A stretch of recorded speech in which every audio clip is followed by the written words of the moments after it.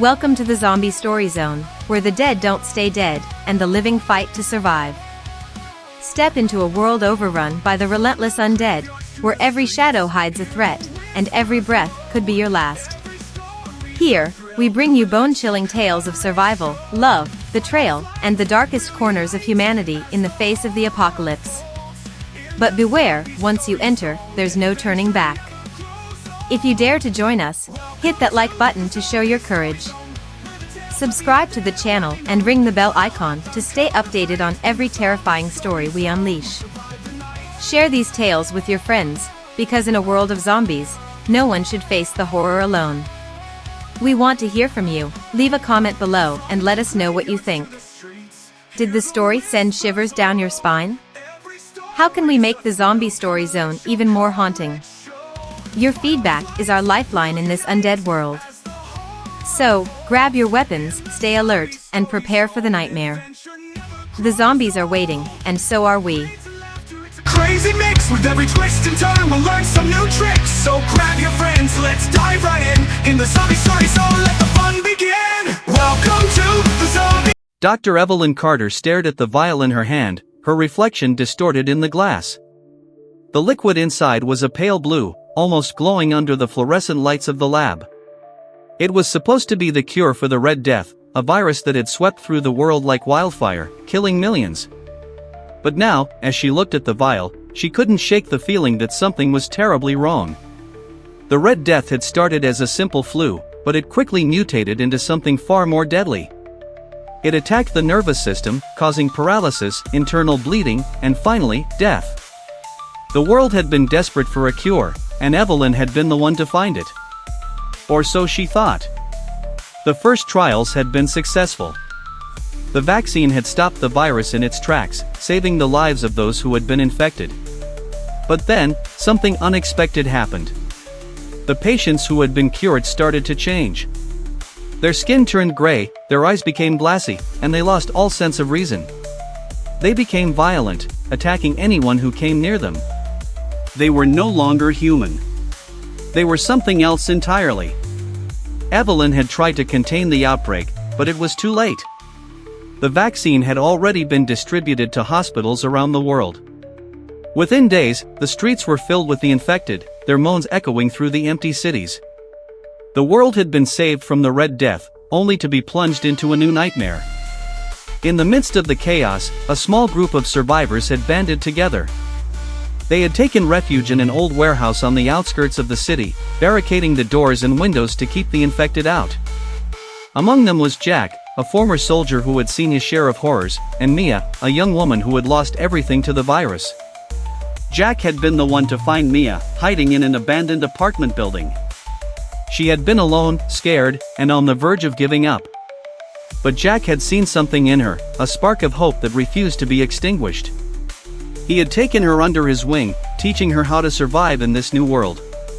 As the days turned into weeks, the group had grown closer. They shared their stories, their fears, and their dreams. They had become a family, bound together by their will to survive. But even as they found comfort in each other, they knew that the world outside was still a dangerous place. One night, as the group sat around a makeshift fire, Mia brought up the question that had been on everyone's mind. "Do you think there's a cure?" she asked, her voice barely above a whisper. Jack shook his head. "I don't know. But if there is, we need to find it. We can't keep living like this." Evelyn, who had been silent until now, spoke up. "There might be a way," she said, her voice trembling. "But it's dangerous." The group turned to her, their eyes filled with hope and fear. "What do you mean?" Jack asked. Evelyn took a deep breath. "The vaccine that caused all of this. It was based on a modified version of the Red Death virus. If we can find the original strain, we might be able to reverse the effects." "And where do we find this original strain?" Mia asked. Evelyn hesitated. "It's in the lab where I worked. But it's in the heart of the city, where the infection is the worst." The room fell silent as the weight of her words sank in. Going back to the city was a death sentence. But if there was even a chance of finding a cure, they had to take it. The next morning, the group set out for the city. They moved cautiously, sticking to the shadows and avoiding the infected as much as possible. The streets were eerily quiet, the only sound the occasional moan of a zombie in the distance. As they approached the lab, the tension in the air was palpable. The building was surrounded by the infected, their lifeless eyes staring into the void. Jack and the others knew that getting inside would be nearly impossible. "We need a distraction," Jack whispered. Mia nodded. "I'll do it." Before anyone could stop her, she ran out into the open, waving her arms and shouting. The zombies turned towards her, their moans growing louder as they began to shuffle in her direction. "Now!" Jack shouted, and the group made a break for the lab. They managed to get inside, but the door wouldn't hold for long. The zombies were already pounding on it, their rotting hands clawing at the metal. "We need to hurry," Evelyn said, leading the way to the lab's storage room. Inside, they found the original strain of the virus, stored in a secure container. But as Evelyn reached for it, the door to the room burst open, and a horde of zombies poured in. The group fought back with everything they had, but they were outnumbered. One by one, they fell, until only Jack and Mia were left. "We're not going to make it," Mia said, tears streaming down her face. Jack grabbed her hand. "We have to try." With the last of their strength, they fought their way to the exit. But as they reached the door, Jack was bitten by one of the zombies. "Go," he shouted, pushing Mia towards the door. "Take the virus and find a way to make a cure." Mia hesitated, but she knew there was no other choice. She ran, clutching the container to her chest, as the zombies closed in on Jack. Mia made it back to the warehouse, where the remaining survivors were waiting. She handed the virus to Evelyn, who immediately began working on a cure. Days turned into weeks, and finally, Evelyn emerged from the lab with a new vaccine. But as she prepared to administer it, she noticed something strange. The original strain of the virus had mutated again.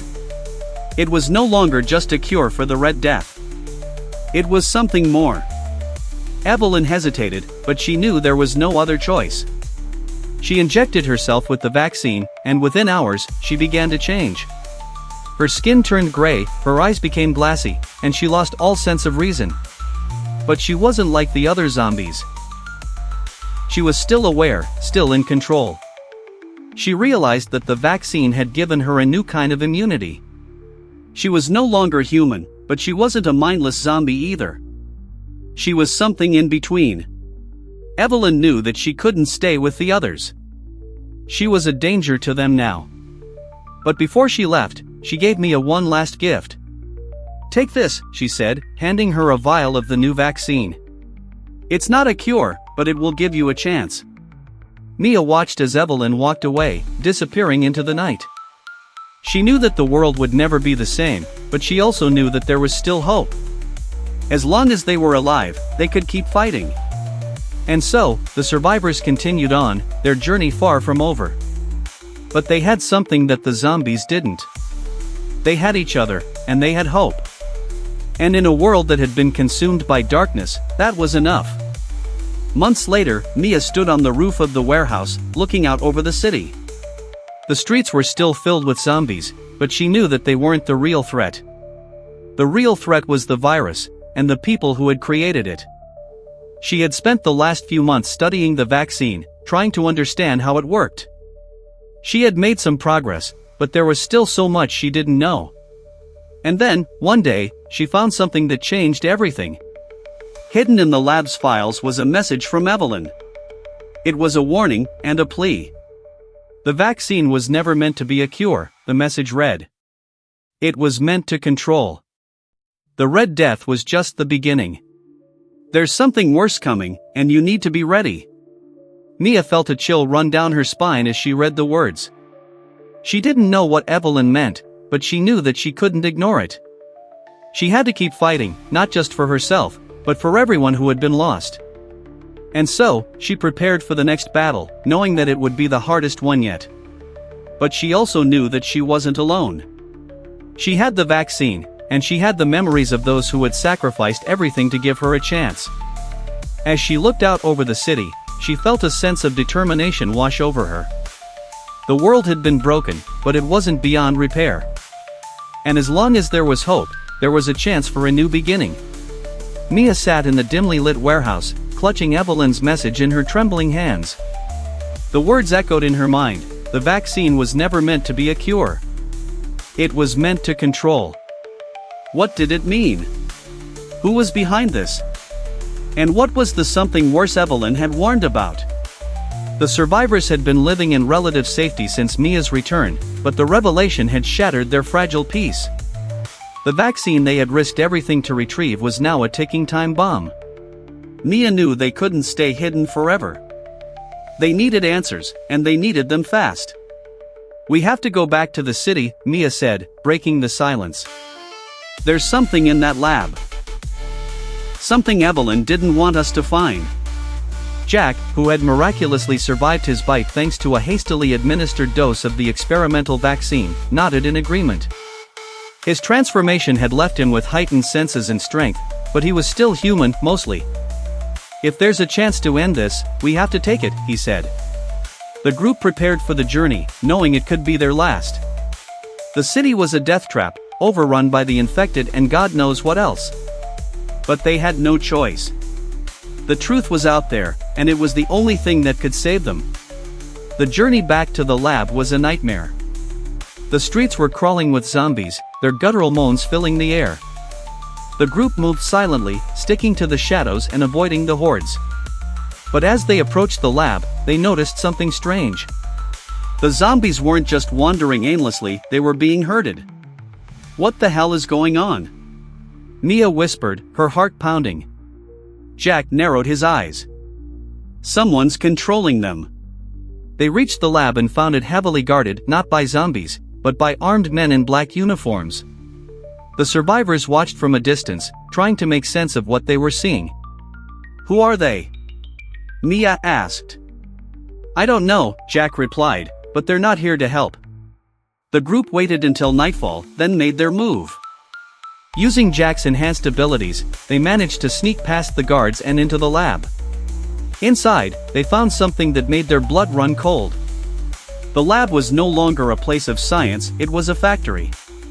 Rows of machines pumped out vials of the vaccine, while workers in hazmat suits loaded them onto trucks. But that wasn't the worst part. In a hidden chamber, they found cages filled with people, test subjects being injected with the vaccine and monitored as they turned into zombies. Mia's stomach churned as she realized the truth. The vaccine wasn't just a failed cure, it was a weapon. Someone had engineered the Red Death and the vaccine to create an army of controlled zombies. But who? And why? The answer came in the form of a man in a white lab coat, standing in front of a large screen displaying maps and data. He turned as the survivors entered, a cold smile on his face. "Ah, I've been expecting you," he said. "Dr. Evelyn Carter's little friends. I must admit, I'm impressed you made it this far." "Who are you?" Mia demanded, her voice shaking with anger. "Dr. Marcus Kane," the man replied. "The architect of humanity's future. The Red Death, the vaccine, it was all part of my plan. A controlled apocalypse to reshape the world." "You're insane," Jack growled, stepping forward. "Am I?" Kane said, his smile widening. "The world was broken, overpopulated, and chaotic. I simply streamlined it. The vaccine doesn't just create zombies, it allows me to control them. And soon, I'll have an army large enough to take over what's left of the world." Mia's mind raced. They had to stop Kane, but how? The lab was crawling with guards, and the zombies outside were under his control. But then she remembered the vial of the new vaccine Evelyn had given her. It wasn't a cure, but it might be enough to disrupt Kane's control. "Jack, create a distraction," Mia whispered. "I'll take care of Kane." Jack nodded and charged at the guards, his enhanced strength and speed giving him the upper hand. Mia slipped past the chaos and confronted Kane. "You think you can stop me?" Kane sneered. "You're just a pawn in this game." "Maybe," Mia said, holding up the vial.